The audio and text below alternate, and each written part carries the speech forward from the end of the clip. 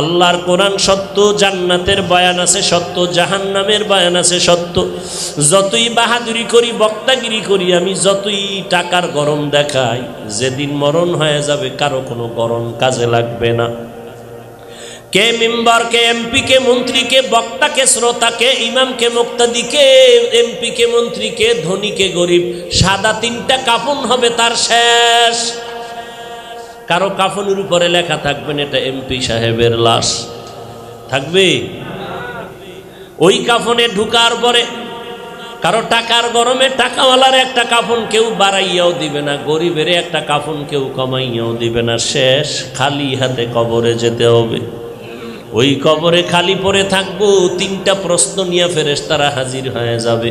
রবের পরিচয় দাও, ধর্মের পরিচয় দাও, রাহমাতুল লিল আলামিনের পরিচয় দাও। ওই কবরের জবাব এখন থেকে আমলের মাধ্যমে ঠিক করে নাও।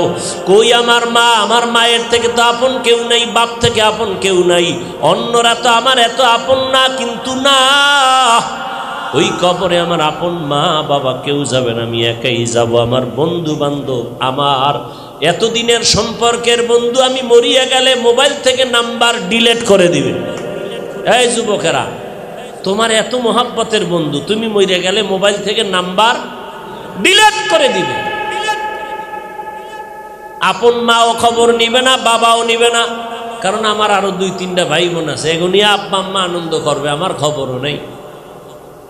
ওই কবরে আমি এখন একা। আমারে যে আল্লাহ নাপাক পানির থেকে এই পর্যন্ত সর্বোচ্চ সম্মান দিছেন, ওই আল্লাহই থাকবে আমার আপন। আল্লাহকে ভয় করো। বলে কোন কিভাবে? কয় আল্লাহ যেদিন বিচার কায়েম করবেন সেই দিনের ভয় অন্তরে জমা করো, কারণ পালানোর কোনো সুযোগ নাই, সবাই ওই দিন আল্লাহর আদালতে হাজির হবে। কই নমরুদ, কই ফেরাউন, কই সব নারী পুরুষ উলঙ্গ দাঁড়াবে। এই জমিনটা হবে কিয়ামতের মাঠ, সব নারী পুরুষ উলঙ্গ দাঁড়াবে। আল্লাহ বলেন মিনহা খালাকনাকুম, ও মানুষ তোমাদের মাটির থেকে বানাইছি। এখান থেকে 2টা সবক আমাদের মনে রাখতে হবে। 1 নাম্বার উপদেশ, মাটি উপরে মারলে নিচে যায়, পায়ের তলে থাকে মাটি। আল্লাহ কয় মাটির থেকে বানাইছি, অন্তর ছোট করিস না। আমি যদিও তোরে নিচের মাটির থেকে বানাইছি, আমি সম্মান নিচে রাখি নাই, সবার উপরে সম্মান দিয়েছি। এমন সম্মান দিলাম যে নূরের সৃষ্টি ফেরেশতাদের এত সম্মান নাই, মাটির সৃষ্টি মানুষের এত সম্মান। অতএব নিজেদের শ্রেষ্ঠত্ব ধরে রাখ। ওয়াত্তিনি ওয়াজ-যাইতুনি ওয়া তুরি সিনিনা ওয়া হাযাল বালাদিল আমিন লাকাদ খালাকনাল ইনসানা ফি আহসানি তাকওয়িম। এত সুন্দর করে তোরে বানাইছি আমি আল্লাহ। আসমানটারে এত সুন্দর করে বানাই নাই, চন্দ্রটা এত সুন্দর, তার থেকে মানুষ আরো বেশি সুন্দর। সূর্যটা এত সুন্দর, এর থেকে মানুষ আরো সুন্দর।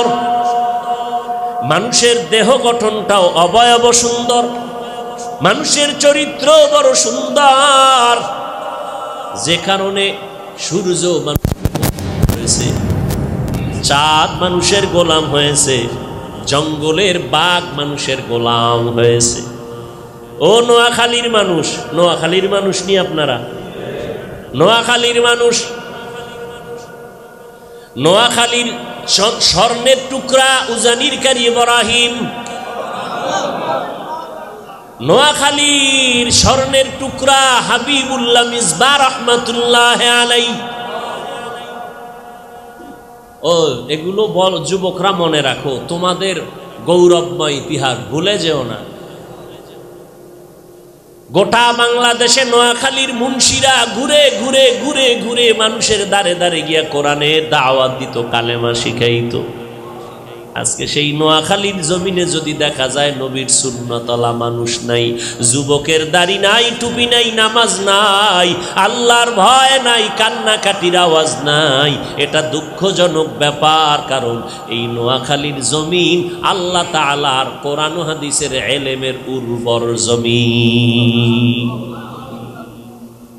উজানির কারি ইব্রাহিম এই নোয়াখালীর সন্তান, কোটি কোটি টাকা লাত্তি মেরে ফালাইয়া আল্লাহর মোহাব্বত পাওয়ার জন্য চলে গেলেন লেখাপড়ার জন্য। রশিদ আহমদ গাঙ্গুহি রহমতুল্লাহ আলাইহের সোহবত পাইলেন। সমস্ত ভণ্ড বেদাতিরাও জানে রশিদ আহমদ গাঙ্গুহি ভারতের কেমন সন্তান, এলেমের জাহাজ, কত বড় আল্লাহর ওলি, কত বড় এলেমওয়ালা, জগৎ বিখ্যাত আলেম। তার সোহবত পেয়েছেন উজানির কারি ইব্রাহিম রহমতুল্লাহ আলাইহি। উজানির কারি সাহেব মানে শুধু কারি না, আলেমের বাপ। কারি সাহেব তো মনে করি শুধু কোরআন টান দেয় কারি, আর এই বর্তমানের বংশংকারিনী। উজানির কারির তেলাওয়াতে ওই পুষ্কুনির মাছ উপরে উঠে এবার ভাসতে থাকতো। দাউদ নবী তেলাওয়াত শুনতো দাউদের, আকাশের উড়ন্ত পাখি থেমে দাউদের তেলাওয়াত শুনতো। সুম্মা খালাকনান নুতফাতা আলাকা, নাপাক পানিটাকে জমাট রক্ত বানায় দিলাম। সুম্মা খালাকনাল আলাকাতা মুদগা, ফাখালাকনাল আলাকাতা মুদগা, ফাখালাকনাল মুদগাতা ইযামা, ফাকাসাউনাল ইযামা লাহমা। আল্লাহ বলেন সেই নাপাক জমাট রক্তকে আবার গোশত, গোশতের উপরে হাড্ডি, হাড্ডির উপরে আবার গোশত। সুম্মা আনশানাহু খালকান আখার, ফাতাবারাকাল্লাহু আহসানুল খালিকিন।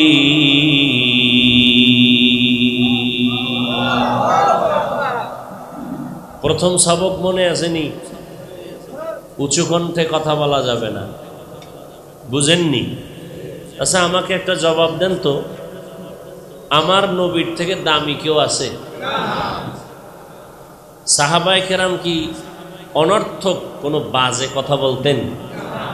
অবশ্যই গুরুত্বপূর্ণ জরুরি কথাই বলতেন। কিন্তু এরপর আল্লাহ কি বললেন? ইয়া আইয়ুহাল্লাযীনা আমানু লা তারফাউ আসওয়াতাকুম ফাওকা সাওতিন নাবিয়্যি ওয়া লা তাজহারু লাহু বিল কওল কাজাহরি বাযিকুম লিবাযদ আন তাহবাতা আমালুকুম ওয়া আনতুম লা তাশউরুন। ও মুমিন, আমার রাসূলের সামনে উঁচু কণ্ঠে কথা বলবা না, হারাম। নবীর সামনে উঁচু কণ্ঠে কথা বলা হারাম। ওমরে ফারুক আয়াত শুইনা চুপ হয়ে গেলেন, আবু বকর চুপ হয়ে গেলেন। কথা বলতেছেন নবী, জবাব দিচ্ছেন সাহাবী ওমর। নবী বলেন শুনি না, একটু বাড়াইয়া বলেন। একটু সাউন্ড বাড়াইলেন। নবী বলেন শুনি না, আর একটু বাড়ায় বলেন। আর এক সাহাবী ঘরের মধ্যে দরজা আটকাইয়া ভেতরে বয়ে রইছে, নবীর দরবারে আসে না। কয়েকদিন নবী না দেখে একজন সাহাবীকে বললেন, অমুক সাহাবীরে দেখি না কেন, আসে না কেন, কোথায়? বলে ঘরের দরজা লাগাইয়া ভেতরে বসে আছেন, যাও আমার সালাম দাও। এসে বসে গেল, সামনে দাঁড়ানো ভয়, কম্পন শুরু হয়ে গেল। সাহাবী আপনি আসেন না কেন, দেখি না কেন? ও নবী, আয়াত নাজিল হয়েছে আপনার সামনে উঁচু কণ্ঠে কথা বলা হারাম। আমার আওয়াজ অনেক বড়, আমি ভয় পাইতেছি। আল্লাহ বুঝি আমার কণ্ঠের জন্য আমারে আয়াত দিয়ে আমারে নাজিল করে বুঝাইছেন। আয়াতটা বুঝি আমার জন্য নাজিল হয়েছে, বেয়াদবি যেন না হয় এই ভয়ে আমি ঘরের দরজা আটকাইয়া বসে আছি। লিকুল্লি শাইইন জিনাতুন ফিল ওয়ারা ওয়া জিনাতুল মারই তামামিল আদাবি আজ খোদা খাহিম তৌফিক আদব বেআদব মাহরুমে গাশত আজ ফজলে রাও। মানুষ হলো সৃষ্টির শ্রেষ্ঠ। কেমন শ্রেষ্ঠ? শুধু চাপার জোরে শ্রেষ্ঠ? মানুষের চলাফেরার মধ্যেও থাকতে হবে শ্রেষ্ঠত্ব। একটা পশু, একটা ফেরেশতা যেই পরিমাণ চলবে, মানুষের চলাটা হবে মধ্যম পন্থায়। ফেরেশতারাও প্রশংসা করতে বাধ্য হবে। পশুর থেকেও মানুষের চলাফেরা আলাদা, খানাদানা আলাদা, কথার সিস্টেম আলাদা, চাহনি আলাদা। মানুষের প্রত্যেকটা সাইড, প্রত্যেকটা পয়েন্ট হবে ভিন্ন মাখলুকতের থেকে আলাদা, প্রশংসনীয়। প্রশংসনীয় হতে হবে, কারণ মানুষ শ্রেষ্ঠ। ব্যবহারেও শ্রেষ্ঠ, বসায়ও শ্রেষ্ঠ, হাঁটার মধ্যেও শ্রেষ্ঠ, ঘুমের মধ্যেও শ্রেষ্ঠ। এর প্রত্যেকটা কাজ অপছন্দনীয় নয়, বরং সবার কাছেই হতে হবে পছন্দনীয়। আল্লাহ এভাবেই মানুষকে সম্মানের মর্যাদা দিয়া দুনিয়াতে পাঠাইছেন। আল্লাহ বলেন, আমি মানুষ তোমাকে সৃষ্টি করেছি মাটির থেকে। তোমাদেরকে বললেন কেন? আদমকে বানাইয়া। এর এক জবাব হলো, আব্বাজান যেই পদার্থের হয়, সন্তান সেই পদার্থেরই হয়। আল্লাহ পাক আদমকে ডাইরেক্ট বুঝাইয়া ইনডাইরেক্ট গোটা সন্তানদেরকে বুঝাই দিলেন, আদমের সন্তান, আদম যেই পদার্থের হবে, তার সন্তানেরাও সেই পদার্থেরই হবে। নাম্বার 2, আল্লাহ বলেন, আমি মানুষ নাপাক পানির থেকে বানাইলাম। তাহলে আবার মাটির সৃষ্টি কেমনে বোঝা যাবে? আবার বলে, রক্ত জমাট রক্ত থেকে সৃষ্টি করেছি। তাহলে মাটির সৃষ্টি কথাটার স্থায়িত্ব কেমনে হবে? মুফাসসিরিনে কেরাম জবাব দিয়ে বলেন, আয় দুনিয়ার মানুষ, আল্লাহ তাআলা আদমকে ডাইরেক্ট মাটির থেকে বানাইছেন। আদমের পাজর থেকে আম্মাজান হাওয়াকে বানাইছেন।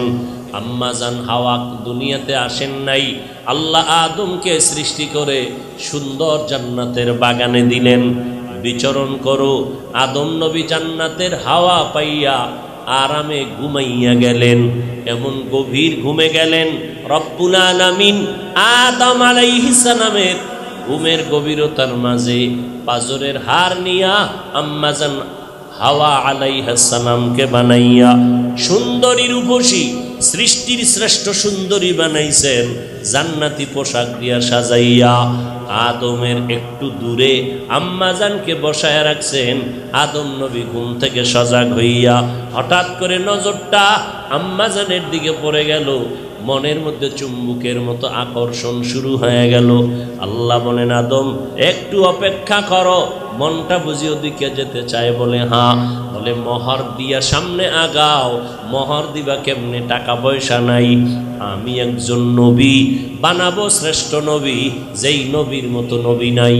ওই নবীর উপরে তুমি 10 বার, 11 বার অথবা 4 বার তুমি দরুদ পড়ে নাও।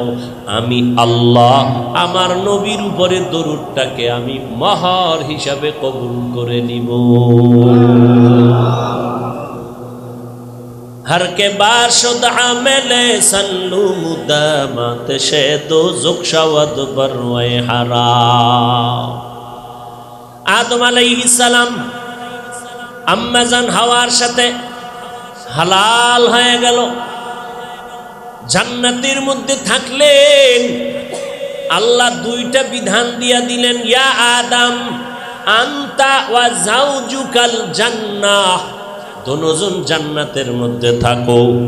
থাকার বেলায় আল্লাহ নারীদেরকে স্বামীর অধীন বানায় দিলেন। ওয়াকুলা মিনহা রাগাদান হাইসু শিতুমা, খানার বেলায় দুজনারে স্বাধীন বানায় দিলেন। আদমের মনে যা চায় খাও, ও হাওয়া তোমার মনে যখন যা চায় খাও। থাকার বেলায় সমস্ত নারীরা পুরুষের অধীন, খানার বেলায় স্বাধীন। আল্লাহর নিজাম বিধান কত সুন্দর। আল্লাহ বলেন, ও নারীরা স্বামীর অধীন হইয়া থাকবা, কারণ তুমি স্বামীর সাথে বিবাহ হয়ে গেছে। স্বামী বড় গরিব, স্ত্রী বড় লোকের মাইয়া। এখন যদি স্বাধীনতা দিয়া দেয়, স্ত্রী বাড়িতে গিয়া বলবে, স্বামী আমার বিল্ডিংয়ে থাকছি আমি আজীবন, আমাকে এখন বিল্ডিং করে দাও। এই কথা যদি বলে গরিব স্বামীর দ্বারা সম্ভব না। আল্লাহ তাআলা স্বামী আর স্ত্রী দিয়া বাগানটা সাজাবেন, জমিনের বাগান সাজাবেন। অতএব এখানে যেন কোনো ডিভাইডেড সৃষ্টি না হয়, দূরত্ব মনোমালিন্য সৃষ্টি না হয়। আল্লাহ অধীন করে দিয়া বললেন, নারী স্বামী যেইভাবে থাকবে তুমি ওইভাবেই থাকো, এর মধ্যেই দেখবা অনেক বরকত। দোনোজনার মন যখন এক হয়ে যাবে, ওই বাগানের ফুল ফুটতে কোনো সময় লাগবে না। খানার বেলায় কিন্তু স্বাধীনতা দিলেন, ওখানে আবার কয় নাই স্বামী যা খাইব তুমি তা খাবা। ওখানে যদি আবার ওইভাবে বলে তো ঝামেলা, কারণ স্বামী বেচারা ভর্তা দিয়া খাবে, স্ত্রী বলবে আমার একটা মরিচ দিয়া হয়ে যাবে, বা আমি তরকারি ছাড়া খাবো না। না, রুচি আল্লাহ এক একজনকে এক এক রকম দিয়েছেন। এজন্য স্বামী তোমার রুচি মতো খাও, স্ত্রী তোমার রুচি মতো আলাদা খাও। দোনোজনকে স্বাধীনতা দেওয়া হলো, কারণ এখানে যদি একজন আর একজন পরাধীন করে দেয় অশান্তি শুরু হবে। আল্লাহ শান্তি চান, কখনো অশান্তি চান না। এরপরে একটা সিগন্যাল দিয়া দিলেন, রেড সিগন্যাল, ওয়ালা তাকরাবা হাযিহিশ শাজারাতা ফাতাকুনা মিনাদ যালিমিন মিনহা খালাকনাকুম। শুধু এতটুকু শব্দের আলোচনা সারা রাত করলেও শেষ হবে না, কারণ শব্দ এতটুকু ভিতরে ঢুকানো আছে টোটাল সৃষ্টির রহস্য। টোটাল সৃষ্টির রহস্য ঢুকানো এই শব্দটার মধ্যে। আর আমরা তো আয়াত পড়ি মরণকালে, ছোট এক আয়াত, ভিতরে কি আছে পুরা দুনিয়া আখেরাত সব ঢুকানো আছে। মিনহা খালাকনাকুম, তোমাদেরকে মাটির থেকে সৃষ্টি করেছি আমি আল্লাহ। আদম আলাইহিস সালামকে, আম্মা জান হাওয়া আলাইহিস সালামকে ভালো করে মনে রাখবেন। থাকার বেলায় স্ত্রী স্বামীর অধীন, খানার বেলায় দোনোজন কন্যা কেন স্বাধীন। নারী পুরুষ খানার বেলায় স্বাধীন, কিন্তু সাবধান, মনে যা আসায় খাইও, এই পাইলি আর খাইলি এমনটা যেন না হয়। নির্দিষ্ট একটা গাছের দিকে ইশারা করে বললেন, ওই গাছটার ফল খাবা তো দূরের কথা, কাছেও যাবা না।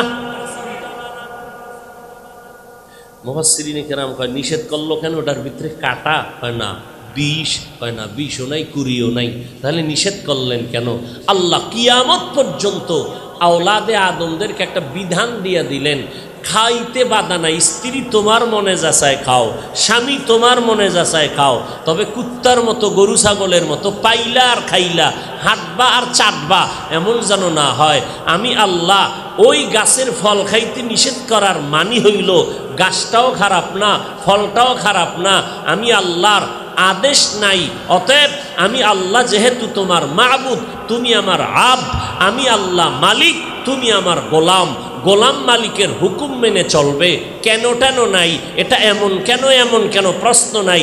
আমার বিধান আমার হুকুম মানলেই তুমি গোলাম, গোলাম হতে পারলেই তুমি জান্নাতি, আমার সাথে তোমার মোহাব্বতের মোলাকাত হবে। আমি আল্লাহ আইন করে দিলাম, জীবন ভর যা পারো খাও। ও মানুষ, কিয়ামত পর্যন্ত তোমার খানার রাস্তা খুলে দিলাম। কি খাইবা?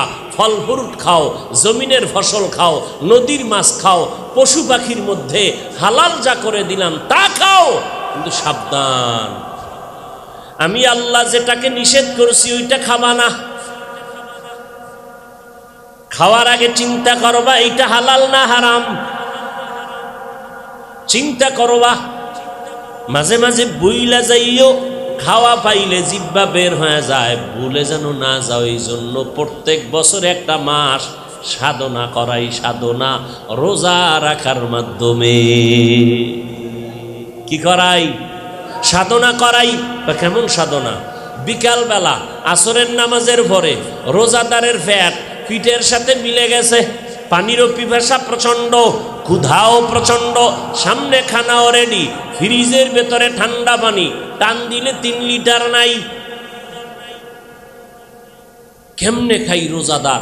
দরজা লাগাইয়া ভেতরে ঢুকিয়া পিপাসা নিবারণ কর, বলবে গলায় ছুরি দিয়ে দেও, এক ডোক পানিও পান করব না। কেন? পানি কি না পাক? বলে 100 পাক। খানাও সামনে রেডি, এরপরও কেন খাও না? বলে আল্লাহর বিধানে এই খানা এই মুহূর্তে আমার জন্য হারাম। ক্ষুধাও আছে, খানাও আছে, খাই না কেন? খানা হারাম, খানা না পাক, খানাও পাক, আমার জন্যই হালাল, এই মুহূর্তে আল্লাহর বিধানে হারাম। এই সাধনা 11 মাস করবি, খানা সামনে আসলেই না, খাওয়ার আগে রমজানে যেই চিন্তাটা করছো, ক্ষুধাও আছে খানাও আছে, খাও না কেন? আল্লাহর বিধানে নিষেধ। সামনে খানাও আছে, পেটে ক্ষুধাও আছে, বাকি 11 মাসও খাওয়ার আগে চিন্তা করবা আল্লাহর বিধানে খানাটা হালাল না হারাম। এর নাম সিয়াম সাধনা, এর নাম সিয়াম সাধনা। আল্লাহর ভয় অন্তরে জমা করে চলো। আল্লাহ বিধান দিয়ে দিলেন আদম হাওয়ার মাধ্যমে, দুনিয়াতে আসলেন, কিন্তু শয়তানের প্ররোচনায় পড়িয়া সেই গাছের কাছে গেলেন, ফল ছিঁড়লেন। ঘটনা জানেন, আল্লাহ দুজনকে জমিনের মধ্যে পাঠায় দিলেন। ভারতে একজনকে, আরবে একজনকে পাঠায় দিলেন। ভারতের চরণদ্বীপ একজনে আসছেন, আর আরবের মধ্যে জেদ্দা একজনে আল্লাহ একজনকে পাঠায় দিলেন। দুইজনার সাথে বহু বছর পরে এক সময় মোলাকাত হয়ে গেল। ও আল্লাহর বান্দারা,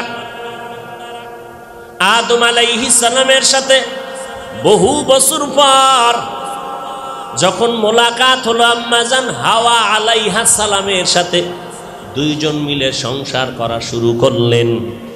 আল্লাহ তাআলা দুইজনার সংমিশ্রণে, মোহাব্বতের মিলনে বছরে বছরে 2টা সন্তান দান করতেন, একটা ছেলে একটা মেয়ে। এক বছর এক ছেলে এক মেয়ে, পরের বছর আবার এক ছেলে আর এক মেয়ে। আগের বছরের ছেলে পরের বছরের মেয়ের সাথে বিয়া। এইভাবে সিস্টেম আল্লাহ জারি করলেন। কিন্তু এই আইনটা কি বর্তমানে চলবে নি? আল্লাহর আইন, এইটা বিধান। ওই সময় জায়েজ, এখন জায়েজ নাই। আল্লাহ পাক গোটা দুনিয়াটা এভাবে আবাদ করলেন। আল্লাহ পাক রব্বুল আলামিন বলেন, মাটির থেকে তোমাদের সৃষ্টি করার এক ব্যাখ্যা হলো, আমি আল্লাহ আদমের ডাইরেক্ট মাটির থেকে সৃষ্টি করেছি। ভিন্ন যত সন্তান তোমরাও মাটির সৃষ্টি। এজন্যই বললাম, ও আদম, তোমাকে মাটির থেকে বানাইছি বলি না, তোমাদেরকে মাটির থেকে সৃষ্টি করেছি। 2 নাম্বার কথা, রক্ত, যে জমাট রক্ত থেকে মানুষ তোমাদের সৃষ্টি করা হয়েছে।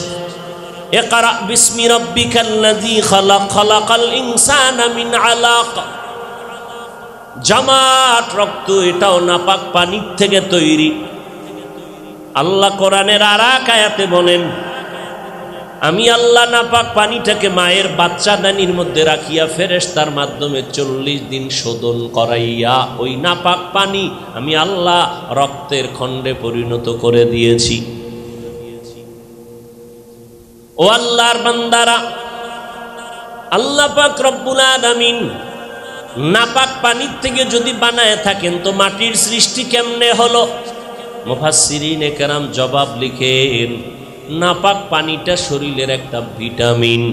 ভিটামিন তৈরি হয় খাদ্য থেকে, খানা তৈরি হয় মাটির থেকে। তাহলে গোড়ায় কি? কথা হয় না, মাটি। নাম্বার 3,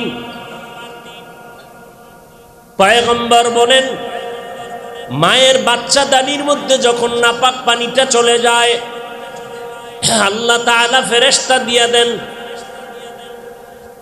কর্মচারী বানাইয়া কাজ করো, আল্লাহর হুকুম মতো ওই নাপাক পানিটারে শোধন করে করে রক্ত বানাও, এইটাকে আবার শোধন করো, গোশত হবে। তবে এই নাপাক পানিটারে শোধন করার ভেতরে 1 চিমটি মাটি লাগায়া দাও। কোথার মাটি? বলে আমার গোলামটা যেখানে মরবে, কবর হবে, কবরের 1 চিমটি মাটি এনে লাগায়া দাও।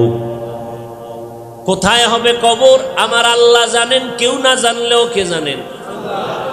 আল্লাহ জানেন। প্রশ্নকারীরা প্রশ্ন করতে পারেন, যেই মানুষ আগুনে পুড়িয়া মরে গেল, যেই মানুষগুলো সমুদ্রের পানিতে চলে গেল, লাশের অস্তিত্বই নাই, এর কবর কই, তার মাটি কই? মুফাসসিরিনে কেরাম তার জবাব লিখেছেন, মানুষের পেছন দিকে পিঠের মাঝ বরাবর একটা হাড় আছে, মেরুদণ্ড আসেনি? এই মেরুদণ্ড হাড়ের একেবারে নিচে মার্বেলের মতো একটা গোলাকার গোড়া আছে, গোড়া। মানুষ আগুনে পড়ে যাও, পানিতে গলে যায়, কিন্তু ওই অংশটা কখনো নষ্ট হবে না। ওই অংশটা আজ না কাল কোনো না কোনো এক সময় মাটির সাথে, সমুদ্রেও থাকলে মাটিতে গিয়ে এক জায়গায় পড়ে থাকবে। গাইবের মালিক আল্লাহ জানেন, আর বলেন ওটাই হবে তোর কবর। ওখান থেকেই হাসরের ময়দানে আল্লাহ ডাক দিবেন ইসরাফিলের সিংহার দ্বারা, ওই গোড়া যেখানে থাকবে, কবরের মধ্যেও তো শুধু হাড্ডি গুড্ডি থাকে না, হাড্ডির থেকে মানুষ হবে না, ওই গোড়ার থেকে মানুষ তৈরি হবে, আল্লাহ বানাইয়া দিবেন। এইবার নাস্তিক আবার কিছু নেফাকি অন্তরালারা বলবে মানুষ মরে গেলে সব নিশ্চিহ্ন হয়ে যায়, আবার আল্লাহ এইভাবে কেমনে উঠাইবেন? আল্লাহ কয়, বান্দা সামান্য একটা স্বর্ণকার স্ত্রীর একটা কানের অলংকার দিয়া বললাম, ও স্বর্ণকার ভাই, আমার স্ত্রীর কানের অলংকার ভেঙ্গে গেছে, তুমি এটাকে আগুনে গলাইয়া অস্তিত্বহীন বানাইয়া নতুন করে ওই অবিকল একটা অলংকার আমারে বানায় দাও। স্বর্ণকার ভারেনি? ও আল্লাহর জ্ঞান একটু স্বর্ণকারের থেকে কম? স্বর্ণকার ভারলে আল্লাহ ভারবে না কেন? এরে নবীরা আশেক, আরবি মাসের প্রথম তারিখ, সুতার মতো চিকন, আকাশের চাঁদ দেখা যায় রাতের সন্ধ্যাবেলা। আল্লাহ কয়, দেখ, নাইয়ের থেকে চাঁদ আমি সুতার মতো চিকন করে উঠাইলাম, এটাকে আমি 14 তারিখের মধ্যে যৌবন দিয়া ভরপুর বানায় দিলাম। 40 বছরের পরে যুবক, দেখ 14 তারিখের পরে আবার যৌবনের ঘরে আমি ভাটা লাগায় দিলাম। আরবি মাসের শেষের দিকে তাকায় দেখবি শুরুর মতো আবার চিকন হয়ে গেছে, চিকন হতে হতে হতে হতে নাই হয়ে গেছে।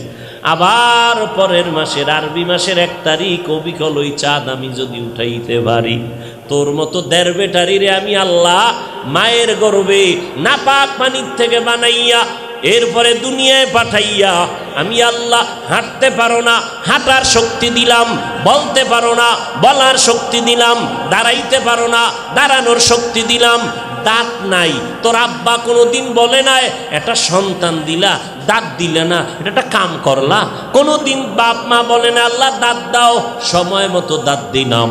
আমি আল্লাহ অল্প পাওয়ারের দাঁত দিয়া সময় মতো ফালাইয়া আবার ফুল পাওয়ারের দাঁত দিয়া দিলাম। আমি আল্লাহ বড় বানাইলাম, হতে হতে ছোট্ট হাতটাকে বড় বানাইয়া যেই পরিমাণ শক্তি দরকার শক্তি বাড়ায় দিলাম। ও বান্দা, সব কুদরত কার? না আপনার আব্বার? সরকারের? আচ্ছা, আপনার না আপনার আব্বার না আল্লাহর? এটা তো মুখে বলছেন আল্লাহর, একটু বাস্তবে খেয়াল করেন তো পণ্ডিত সাহেবেরা। অনেক বুঝেন, অনেক বুঝেন, টুপিওয়ালারা কিছুই বুঝে না। দেখি আপনি কি বুঝেন। একই পাতিলের মধ্যে ভাত রান্না করে আমার আম্মা জান, তরকারি রান্না করেন আম্মা জান, একই পাতিল, একই আগুন, একই মশলা, তরকারি ভাত রান্নার পরে খানা যখন ডিস্ট্রিবিউশন হয় আব্বাজান আম্মাজান খায়, একই টেবিলে বসে আমিও খাইলাম, আমার বোনেরাও খাইলো, একই তরকারি একই খানা খাইয়া আব্বা আম্মা হয় প্রতিদিন দুর্বল, আমরা হয়ে যাই শক্তিশালী সবল। কারণটা কি? সরকার আমগো এইভাবে শক্তিশালী বানায়? আব্বায় বানায়? কে বানায়? একই খানা, একই খানা, কি এরপরও যারা আল্লাহরে চিনে না, ওই আল্লাহ বলবে তোরে ভিডামু না তো কারে ভিডামু, তোর কিডনি নষ্ট করবো না তো কাঠটা করুম, তোর বিল্ডিংয়ে আগুন জ্বালামু না তো কাঠটায় জ্বালামু, তোর মাইয়ার ভাও ভাঙবো না তো কাঠটা ভাঙবো। তোরে এত দয়া করছি, তুই আমার চিনই না? এত দয়া করলাম, তুই আমাকে চিনোসি না? আজান শুনতেছ, মসজিদে যাও না? আবার যাও, যাই আল্লাহরে ধোকা দিয়া চলে যাও, গেঞ্জি পরে যাও। সৃষ্টির শ্রেষ্ঠ জায়গা আল্লাহর ঘর। চেয়ারম্যান সাহেব যদি বলে আমার পরিষদে আসো, তাড়াতাড়ি কাউকে টেলিফোন করে এমপি সাহেব যদি বলে, একজনারে টেলিফোন করে বলে তাড়াতাড়ি এমপি সাহেব ডাকছে, আধা ঘন্টার ভিতরে হাজিরা দাও, তোমার পুরস্কার আছে, তখন কি একটা গামছা গায়ে দিয়ে যাবে? যদি গোসল না করা থাকে দ্রুত গতিতে 5 মিনিটে গোসল করবে। আলমিরার থেকে নতুন জামা কাপড় প্যান্ট শার্ট লইয়ে এরপরে পইরা একটু সেন্ট লাগাবে, সেন্ট না পাইলে মশার কয়েল মাইরা দৌড়। স্প্রে আছে না, হাতের সামনে পাইছে মাইরা দৌড়। এমপি ডাকছে, হুশ আসেনি? হুশ নাই, সেন্ট পায় নাই, পাইছে স্প্রে মশার, এটার মাইরা দৌড় দিছে। দুনিয়ার এমপির জায়গা থেকে আমার আল্লাহর ঘর দুর্বল? আল্লাহর ঘরে আসতে গেঞ্জি কেন? অনিমক হারাম, অকৃতজ্ঞ মানুষ আল্লাহর বাড়িতে আসতে ইংলিশ লেখা, ছবি আঁকা গেঞ্জি কেন? আল্লাহ যেই পোশাকটা পছন্দ করেন সেই পোশাকটা পরে আসলা না কেন? আবার সেই আল্লাহর ঘরে আসছো, ঠিক মতো আল্লাহর সাথে একটু কথা বললা না। নামাজের ভেতরেও তুমি সুন্দর করে দাঁড়াইলা না, রুকু সেজদা করলা না। ইমাম সাহেবের সালামটা ফিরানো মাত্র দৌড়ায় চলে গেলা। যেই ইমামের পেছনে নামাজ পড়া বের হয়ে গেল, বাইরে গিয়া চায়ের দোকানে আবার সেই ইমামের বিরোধিতা। এই কথা না আসতে কইতে কইছিলাম, দেখছেন নি? আমরা না শ্রেষ্ঠ মানুষ, আমাদের তো সবগুলো ব্যালেন্স করে চলতে হবে। হ্যাঁ, ভুলে কিছু হইলে 7 খুন মাপ। আমাদের মুরব্বী বয়ান করছেন না, আল্লাহর কাছে ভুলকে স্বীকার করে ক্ষমা চাও, জিন্দেগীর গুনাহ মাপ, বিনা হিসাবে জান্নাতি। এসকো দামাইয়া রাখা যায় না, না পারে না, লাভ দিবে। প্রত্যেকটা জিনিসের একটা সৌন্দর্য আছে, মানুষের সৌন্দর্যের নাম আদব। যার মধ্যে আদব নাই এর জিন্দেগি বরবাদ। আদব মানি বড় হুজুরের সামনে নামাজের সুরতে বসা, কথার ভেতরে আদব, চোখের চাহনির মধ্যে আদব, হাঁটার মধ্যে আদব। সন্তান মা বাবার সাথে আদব রক্ষা করো, শিক্ষকের সাথে ছাত্র আদব রক্ষা করো, মুসল্লি ইমামদের সাথে আদব রক্ষা করো, ভাই ভাইয়ের সাথে আদব রক্ষা করো, বড় ছোটর সাথে স্নেহর সাথে আদব রক্ষা করো। আদব কারে কয়? যেই স্থানে যেই কাজটা যেইভাবে করা দরকার ওইভাবে করার নাম আদব। এখানে নবীর সামনে চিৎকার দেওয়া, আল্লাহর ঘরে চিল্লানো নিষেধ। কথা ঠিক না? ঘরের মধ্যে যদি চোর আয় তখনও চিল্লানো নিষেধ।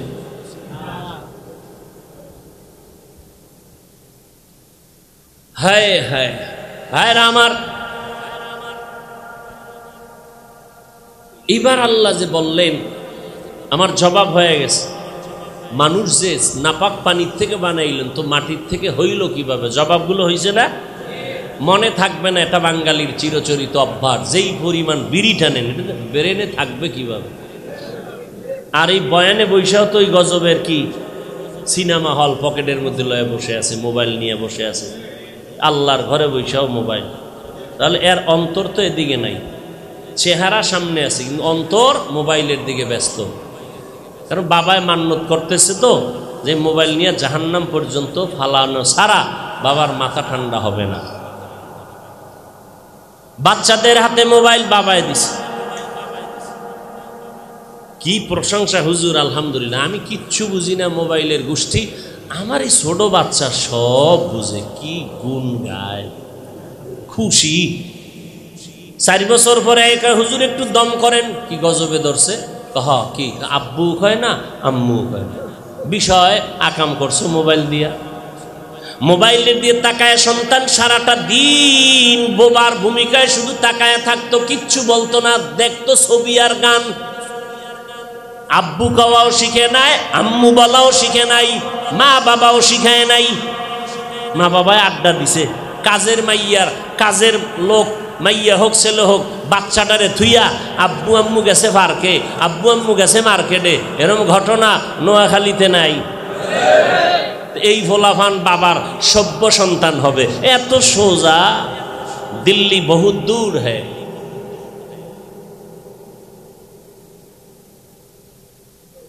চিন্তা করতে পারেন এই সারাটা বছর এই বয়ানটি শুধু মুসলমানের করি, বছর না শুধু 6টা মাস যদি হিন্দুকে বয়ান দিতাম 6 মাস 1 ঘন্টা ডেলি, সব রসুলের পাক্কা গোলাম হয়ে যেত, অন্ধ রসুলের আশেক হয়ে যেত হিন্দুদের মন্দিরে যদি খালি 6 মাস বয়ান করতাম। অথচ মুসলমানের এত বয়ান 12টা মাস, জহুরের পরে আসরের পরে মাগরিবের পরে তাবলিগের বয়ান, পীরের বয়ান, জুমার বয়ান।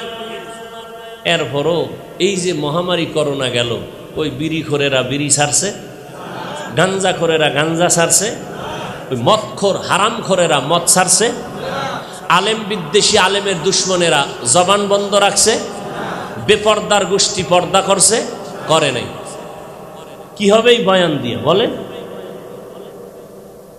তাজা প্রাণ চলে গেল এই করোনায়, এরপরও লজ্জা হলো না।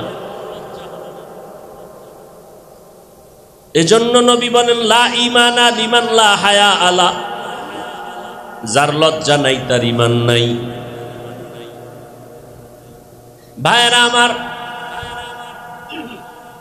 মা বাবা আল্লাহ না করুন কোনো যদি উল্টো কোনো সিদ্ধান্ত দেয়, কোনো কাজের অনুমতি দেয় বা করে বা কথার আওয়াজ দেয়, সন্তানের অধিকার নাই বেয়াদবিমূলক আচরণ করবে, কোনো অধিকার নাই।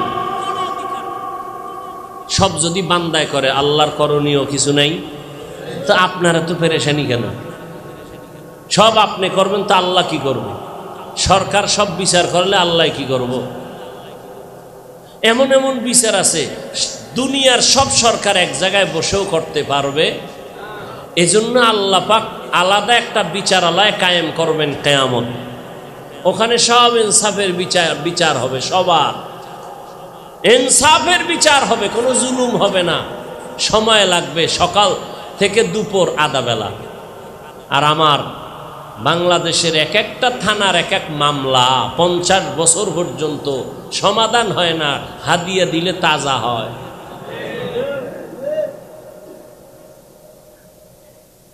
আর আল্লাহর আদালতের বিচার, মানুষ, শুয়ার, কুত্তা, গরু সবগুলোর বিচার হবে আধা বেলা।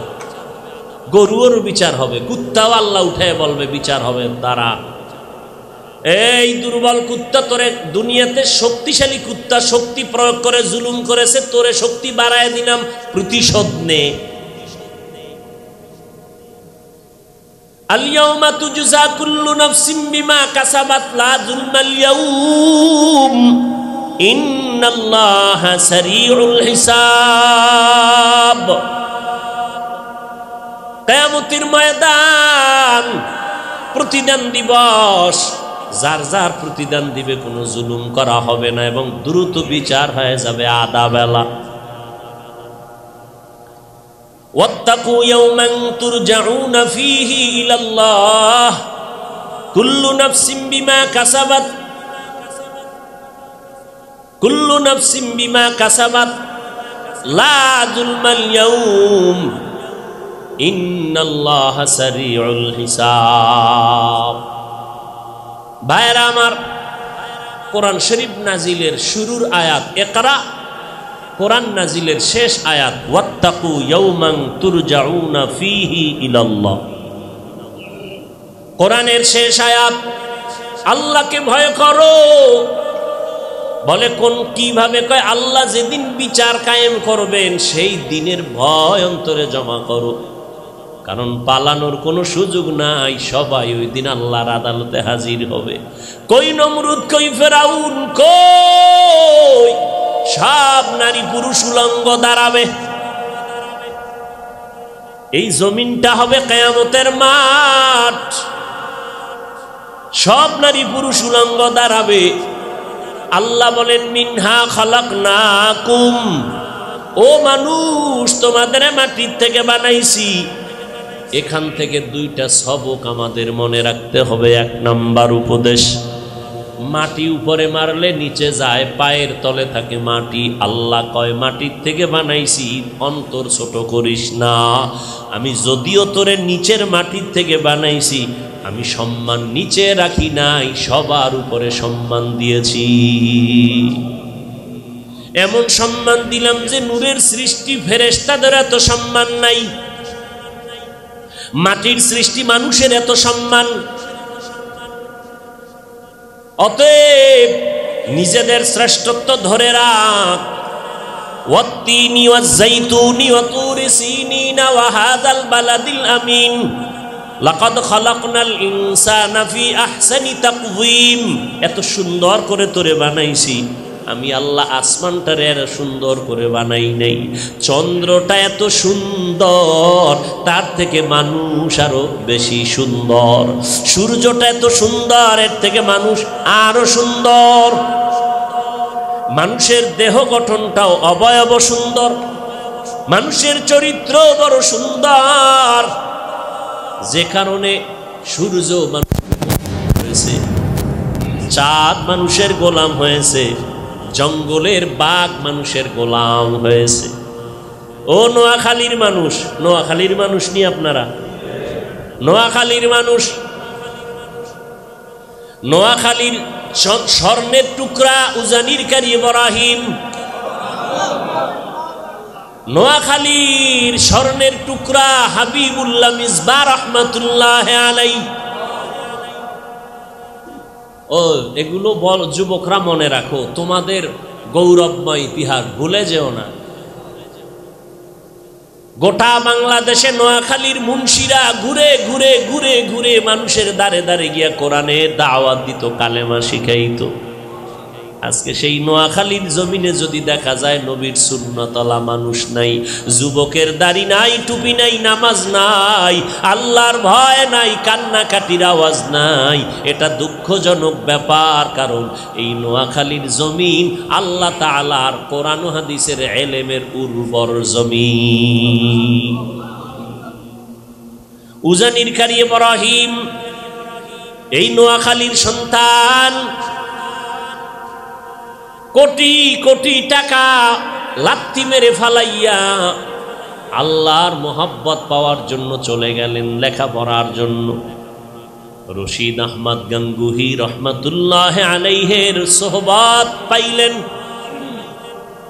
সমস্ত ভণ্ড বেদাতিরাও জানে রশিদ আহমদ গাঙ্গুহি ভারতের কেমন সন্তান, এলেমের জাহাজ,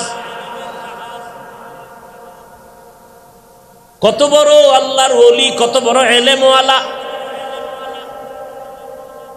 জগৎ বিখ্যাত আলেম। তার সোহবত পেয়েছেন উজানির কারি ইব্রাহিম রহমাতুল্লাহ আলাইহি। উজানির কারি সাহেব মানে শুধু কারি না, আলেমের বাপ। কারি সাহেব তো মনে করি শুধু কোরআন টান দেয় কারি, আর এই বর্তমানের বংশংকারিনী। উজানির কারির তেলাওয়াতে ওই পুষ্কুনির মাছ উপরে উঠে এবার ভাসতে থাকতো। দাউদ নবী তেলাওয়াত শুনতো দাউদের, আকাশের উড়ন্ত পাখি থেমে দাউদের তেলাওয়াত শুনতো। কিসের তেলাওয়াত? আর এখন তেলাওয়াত ফ্যাশন হয়ে গেছে, ফ্যাশন। আল্লাহ মাফ করুন।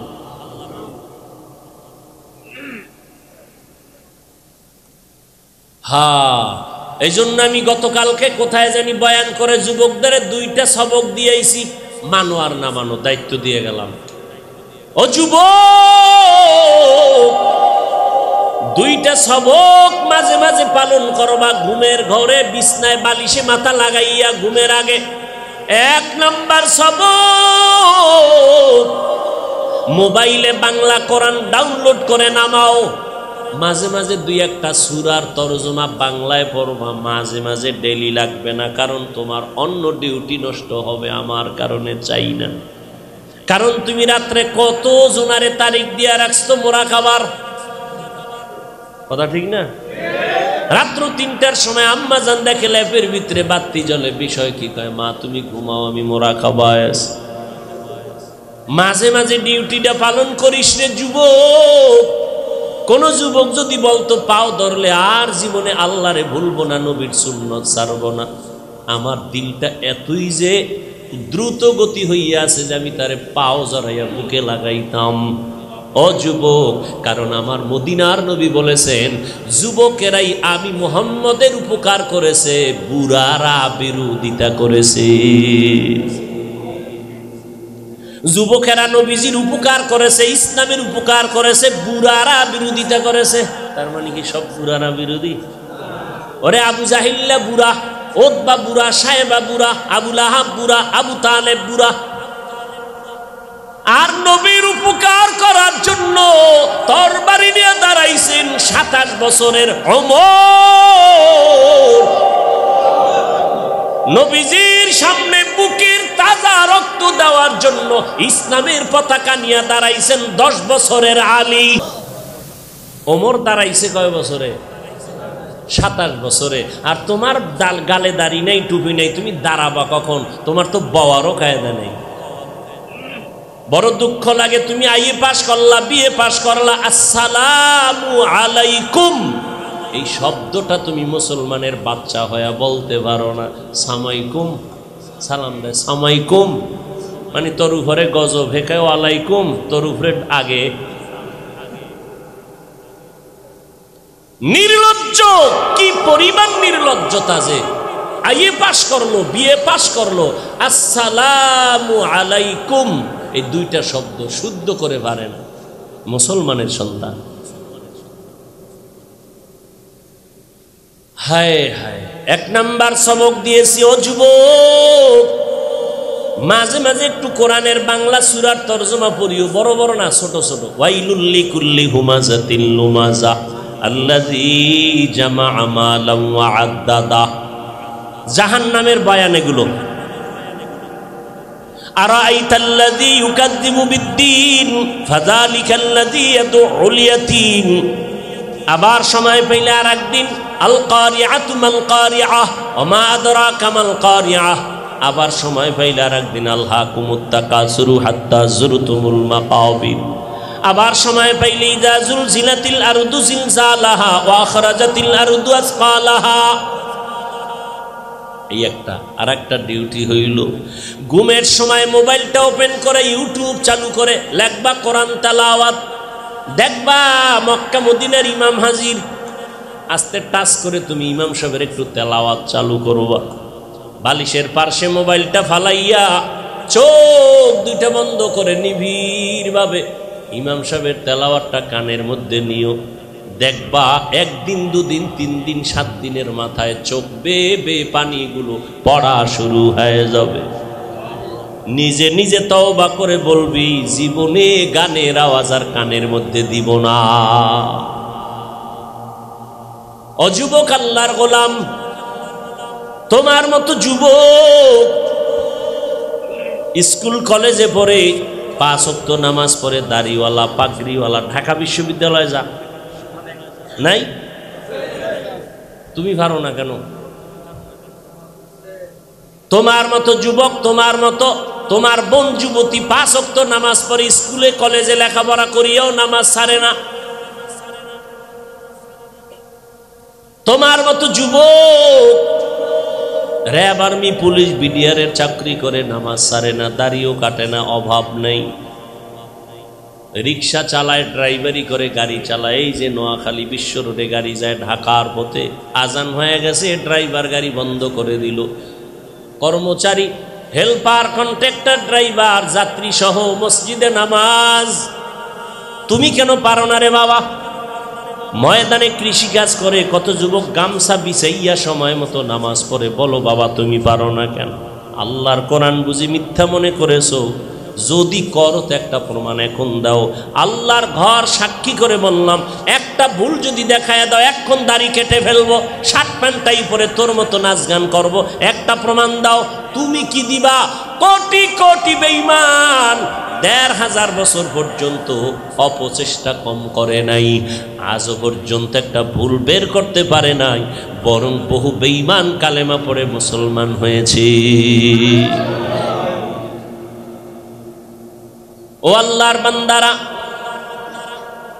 বহু বিধর্মীরা কালেমা পড়ে মুসলমান হয়ে গেল, কত খ্রিস্টান, কত হিন্দু, কত বৌদ্ধ, কত ইহুদি। আমি তো প্রায় সময় বলি, দেখবা টঙ্গীর ময়দানে ইস্তেমার মাঠে গেলে দেখবা নব মুসলিমদের আলাদা তাবু আছে, ওখানে গিয়া দেখবা কত দেশের নব মুসলিম সেখানে আসছে, বিভিন্ন ধর্ম অবলম্বী ইসলামের মধ্যে আসছে। ইতিহাস পড়ো, ভারতের শিবশক্তি স্বরূপজি কালেমাওয়ালা মুসলমান হয়ে গেল। টাকার অভাব নাই, সম্পদের অভাব নাই, সম্মানের অভাব নাই, অভাব ছিল আল্লাহর দ্বীনের, জান্নাতের অভাব ছিল। ও আল্লাহর বান্দারা, এইভাবে কত মনীষীরা, বড় বড় পণ্ডিত, বড় বড় কবি, বড় বড় সাহিত্যিক মুসলমান হয়েছে বিধর্মী থেকে। নীল আর্মস্ট্রং, মাইকেল কলিন্স চাঁদের দেশে গেছে, বিজ্ঞানী 2 জন কালেমা পড়ে মুসলমান হয়েছে। ইতিহাস তোমরা আমার থেকে ভালো জানো, আমি শুধু একটু টাচ দিয়ে গেলাম, কারণ আমি ইতিহাস শিখাতে চাই না। আমি চাই যেন তোমার অন্তরে আমার আল্লাহর মহব্বত তৈরি হয়, তুমি যেন আমার নবীর সুন্নাত মানো। কারণ আমাদের মতো শ্রেষ্ঠ দুনিয়াতে কেউ নাই, জমিন আল্লাহর, আসমান আল্লাহর, আমরাও ওই আল্লাহরে মানি, তো আমরাই তো আল্লাহর মহব্বতের গোলাম। এখনো সময় আছে, স্কুলে পড়া বন্ধ করবা না, কলেজে যারা পড়ালেখা বন্ধ করবা না। এই মহামারী করোনায় তাকায় দেখছো না, চাকুরিজীবীর চাকুরি নাই, লেখাপড়াওয়ালার লেখাপড়া বন্ধ, ব্যবসায়ীর ব্যবসা নাই। বড় বড় বড় বড় যারা চেয়ারে বসে মনে করত আমি বড় খোদা, সব বেঈমানের মাথা নত হয়ে বললেও জমিনের পাওয়ার নষ্ট হয়ে গেছে, আমরা দুর্বল।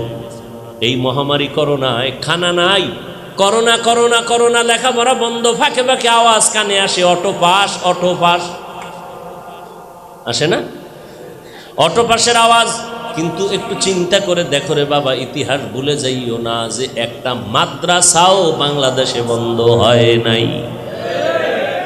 কোন হুজুর না খাইয়া চাকরির অভাবে রাস্তায় গিয়া কয় না আমারে ভিক্ষা দাও, ছেলে মেয়ে না খায় মরে, কোন ওলামায়ে কেরাম বলে নাই। বরং তাকাইয়া দেখেছো করোনার শত শত লাশ কাদের মধ্যে নিয়া গোসল করাইলো, দাফন করাইলো, কাফন পরাইলো আমার সোনার বাংলার টুপিওয়ালা ওলামায়ে কেরাম। একজন টুপিওয়ালাও করোনায় মরে নাই। আর আল্লাহর দ্বীন, নবীর সুন্নত মানলে যে সম্মান, আর কি বললে তুমি বুঝবা, কিভাবে বললে লজ্জা হবে তোমার, বলো। তোমার কোন বেঈমানে বুঝ দিছে যে দাড়ি রাখলে সম্মান কমে যাবে? কোন বেঈমান তোমাকে বুঝাইছে রসুলের সুন্নত মানলে সম্মান চলে যাবে? তুমি মানুষ তো দুনিয়াতে যা কিছুই করে, দৌড় ঝাঁপ যা করে, শুধু সম্মান চায়, এটাই তো কথা বল না কেন? বিদেশ যায় লেখাপড়া করতে, কেন দেশে আইসা ডিগ্রি, আমার এতটা ডিগ্রি, আমি ওকিল, আমি বিচারপতি, সম্মান, এই তো। আল্লাহ যদি সুন্নতের দ্বারা দেয় ডিগ্রি ছাড়া, আর দরকার কি? তাহলে আমার ওই ডিগ্রির দরকার কি? আল্লাহ যদি ডিগ্রি ছাড়া সম্মান দেয়, তার মানে ডিগ্রি বন্ধ করো না। মূল তুমি যাই করো, তোমার সম্মানের থিম ওই ডিগ্রি না, থিম থাকবে রসুলের সুন্নাত আর আদর্শ। কারণ এই জমিনের মধ্যে আমার রসুলের মতো দামি কেউ নাই যে 63 বছর ইতিহাস জিন্দেগিতে একটা মিথ্যা কথা বলেন নাই, এমন একজন নবী আমার। এই যুবকেরা, শিক্ষিত মানুষ তোমরা, অনেক শিক্ষিত, আমার থেকে অনেক। তুমি যদি আলেমদের থেকে বড় শিক্ষিত না হও তো ইমামের ভুল ধরো কেমনে? আমাদের বিরুদ্ধে ফেসবুকে লেখো কেমনে? অবশ্যই তুমি আমাদের থেকে অনেক যোগ্যতা সম্পন্ন, কথা ঠিক না? বলো তো, আমার রসুলের 63 বছরের জীবনে মিথ্যা নাই। তোমার কোন মনীষীর একটা নাম বলো তো, কোন নেতার একটা নাম বলো যে মিথ্যা বলে নাই?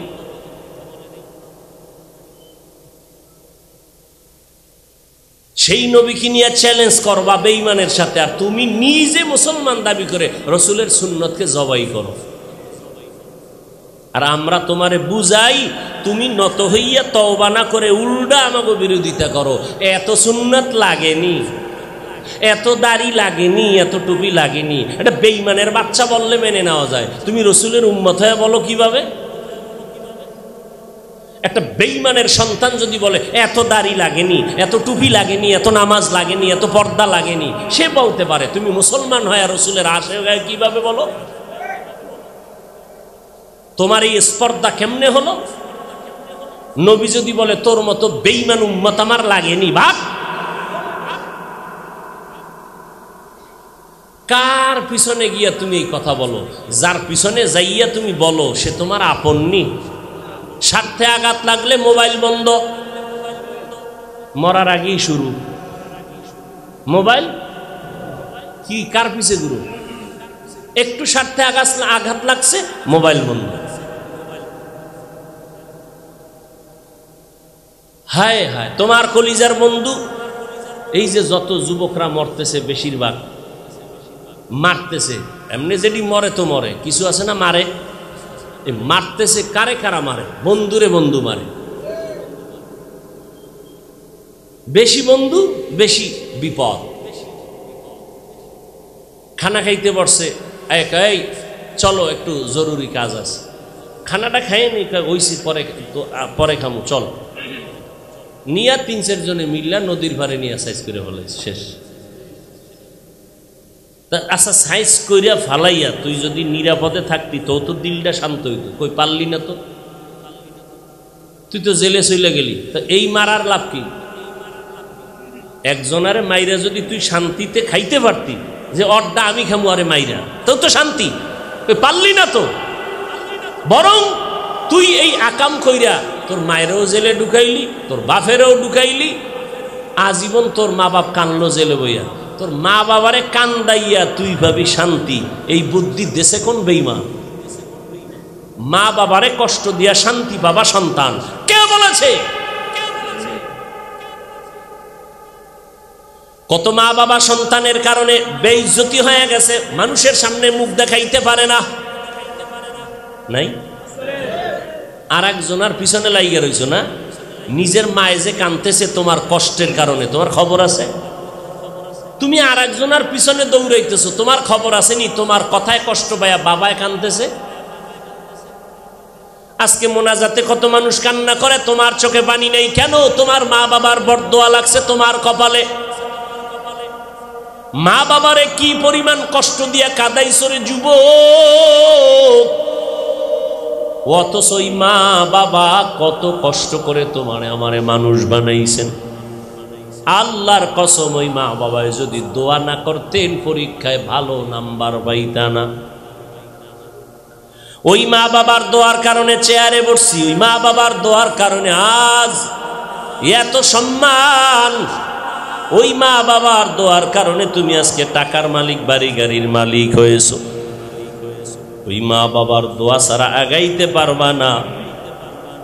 আল্লাহ পাক এত দয়াময়, তওবার দরজা খুলিয়া বলে, বান্দা তোরে মাটির থেকে বানাইছি, সম্মান দিয়েছি, সম্মানটা ধরে রাখ। মাটির থেকে বানাইয়া সম্মান দিলাম সবার উপরে, তবে খবরদার বাহাদুরি করিস না, বরত্ব ভাব দেখাইস না, কারণ মাটির থেকে আর একটা উপদেশ নেই। কয় কি? কয় মাটির মধ্যে একটা গুণ আছে, দেখ এত জুলুম করে মাটির সাথে, কিন্তু মাটি কারো সাথে খারাপ আচরণ করে না, ধৈর্য ধারণ করে নরম হইয়া থাকে। মাটি যদি মেজাজ গরম করে, পুরা এই কোন থানা, বেগমগঞ্জ একেবারে পেগম বানায়। আল্লাহ যদি অর্ডার করে মাটি রাত্র ৩টার সময় ধস, ঘুমের থেকে উঠতে দেখবা কবরের মধ্যে হইয়া রয়েছে, সব শেষ। আল্লাহ পারেনি? এই বিশ্বাস নাই? হবে, কিয়ামতের আগে এটি হবে। গুনার কারণে হঠাৎ দেখবা যে পুরা এক এলাকা ধসে গেছে, কিয়ামতের আগে এটি হবে। যেই পরিমাণ আকাম হইতেছে এভাবেই হবে।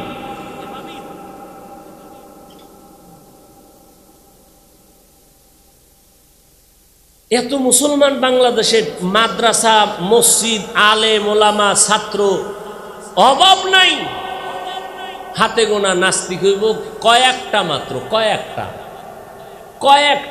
ওটা গোনায় ধরে। এরপর আমরা কেন এত দুর্বল?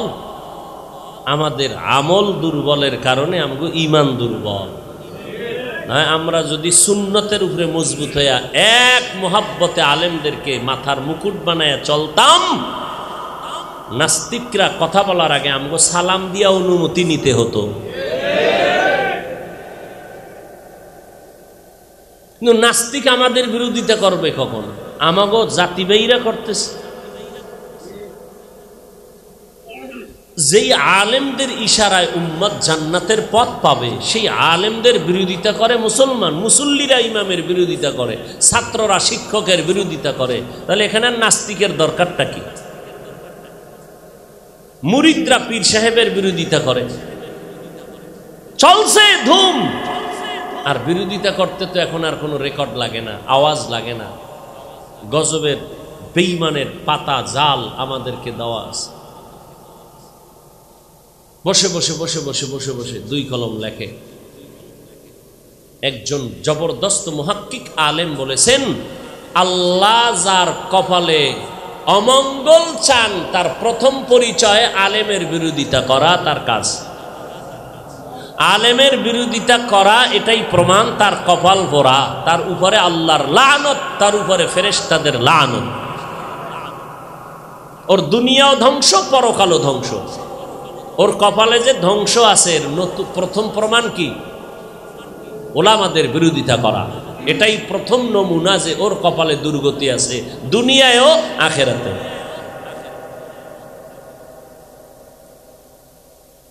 ও মাটির মানুষ, আল্লাহ সম্মান দিছে, গরম হয় না। মাটির মধ্যে গরম গুণটা কি গরম না নরম? নরম। তা গরমাও কেন? আমার এলেম বেশি তো এই জন্য গরম। আমি বড় মুফতি, বড় মুহাদ্দিস, বড় মুফাসসির, এই এলেমের দাম আমার খুব, এলেমের বাহাদুরি। আর একজনের গরম কি? ও তোমার কি পরিমাণ শিক্ষা? আমি 10 টাকা দিতে জানি না। তো গরম কেন? আমার টাকা আছে, টাকার গরম। আর একজনের টাকাও নাই, শিক্ষাও নাই, এরপরও গরম। কয় তোর গরম কেন? আমার রক্তের গরম। আল্লাহ কয় সব গরমকে দমন কর, যত বড় টাকার গরম দেখাও না কেন, আমি আল্লাহ দুনিয়াতে কারুন বেঈমান নাফরমানকে যেই পরিমাণ টাকা দিছে ওই পরিমাণ টাকা তো তোমারে দেই নাই। অতএব তুমি তাদের গরমের হালাত কি শেষ হয়েছে জানো না? নমরুদদের শেষ করছি, একজন ফেরেশতাও লাগে নাই। একটা ল্যাংড়া অসুস্থ মশা, সাথে জুতা মোবারকের আওয়াজ। ফকিন্নির ভোলা ফেরাউন কত পাওয়ার দেখাইল। আমি আল্লাহ লোহিত সাগরের পানিতে চুবাই ফেরাউনের কাহে ধ্বংস করে দিলাম। যত বড় বাহাদুরি দাবি করো, নমরুদ হামান ফেরাউনের থেকে বড় বাহাদুর কিয়ামতের আগে হইতে পারবা না। অতএব মাথা নত কইরা চলো, মাটির মানুষ, মাটির মতো নরম হও। নরম জায়গায় ফসল বেশি হয়, নরম অন্তরে আমার আল্লাহর রহমত বেশি আসে। শক্ত জমিনে ফসল ভালো হয়? ভালো হয় না বিদে এটারে নরম করে পানি দেয়, কত কিছু মেডিসিন দেয়। নরম জায়গায় ফসল বেশি হয়, নরম অন্তরে রহমত বেশি আসে, আমল বেশি হয়। নরম অন্তরের চোখে পানি আসে, গরম অন্তরের চোখে পানি আসে না। ও মোনাজাতের ভিতরেও গরম। এত লম্বা মোনাজাত দিল কেন? ভিতরে বইয়া মোনাজাতের ভিতরে পারে না ইমামরে ধইরা আলায়। এত বড় মোনাজাত দিল কেন? কানবে কখন? ইমামরে ধরার তালে আছে মোনাজাতের ভিতরে। এর কান্দাকাটির কোনো চিন্তা আছে? ওর কলবে মহার পড়ে গেছে, ওর মা বাবার বরদোয়া লাগছে ওর কপালে। না হয় এত শক্ত অন্তর হতে পারে না।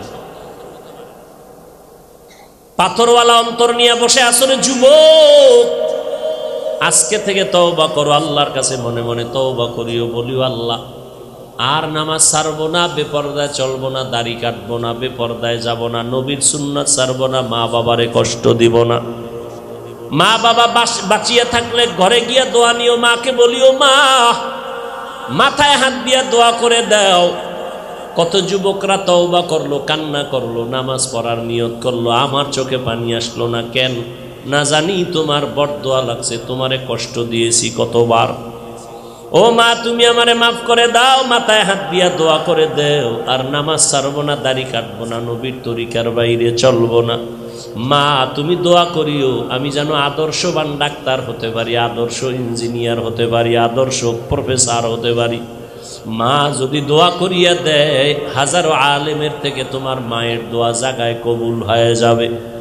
ওই মা বাবার দোয়া নিয়ে চলো, আমার আল্লাহকে বলো, আল্লাহ জীবনে আর কোনোদিন গুনার কাছেও যাব না, মা বাবারে কষ্ট দিব না, আলেমদের বিরোধিতা করব না, নবীর তরিকা মেনে চলবো। আল্লাহর কাছে যদি তওবার মতো তওবা করতে পারো, আমার আল্লাহ জীবনের সমস্ত গুনাহ মাফ করিয়া তোমাকে পবিত্র বানায় দিবেন। ও যুবক মনটারে বুঝাইয়া তওবা করো। তোমার আমার মতো যুবক স্কুল কলেজে পড়িয়াও যদি নামাজ পড়ে, আমি কেন পারবো না? আল্লাহর কোরআন সত্য, জান্নাতের বয়ান আছে সত্য, জাহান্নামের বয়ান আছে সত্য। যতই বাহাদুরি করি, বক্তাগিরি করি, আমি যতই টাকার গরম দেখাই, যেদিন মরণ হয়ে যাবে কারো কোনো গরম কাজে লাগবে না। কে মেম্বার, কে এমপি, কে মন্ত্রী, কে বক্তা, কে শ্রোতা, কে ইমাম, কে মুক্তাদি, কে এমপি, কে মন্ত্রী, কে ধনী, কে গরিব, সাদা তিনটা কাফন হবে তার শেষ। কারো কাফনের উপরে লেখা থাকবেন এটা এমপি সাহেবের লাশ, থাকবে? ওই কাফনে ঢুকার পরে কারো টাকার গরমে টাকাওয়ালার একটা কাফন কেউ বাড়াইয়াও দিবে না, গরিবের একটা কাফন কেউ কমাইয়াও দিবে না। শেষ খালি হাতে কবরে যেতে হবে। ওই কবরে খালি পড়ে থাকবো, তিনটা প্রশ্ন নিয়ে ফেরেশতারা হাজির হয়ে যাবে। রবের পরিচয় দাও, ধর্মের পরিচয় দাও, রাহমাতুল লিল আলামিনের পরিচয় দাও। ওই কবরের জবাব এখন থেকে আমলের মাধ্যমে ঠিক করে নাও। কই আমার মা? আমার মায়ের থেকে তো আপন কেউ নাই, বাপ থেকে আপন কেউ নাই, অন্যরা তো আমার এত আপন না, কিন্তু না, ওই কবরে আমার আপন মা বাবা কেউ যাবে না, আমি একাই যাব। আমার বন্ধু বান্ধব, আমার এতদিনের সম্পর্কের বন্ধু, আমি মরিয়া গেলে মোবাইল থেকে নাম্বার ডিলিট করে দিবে।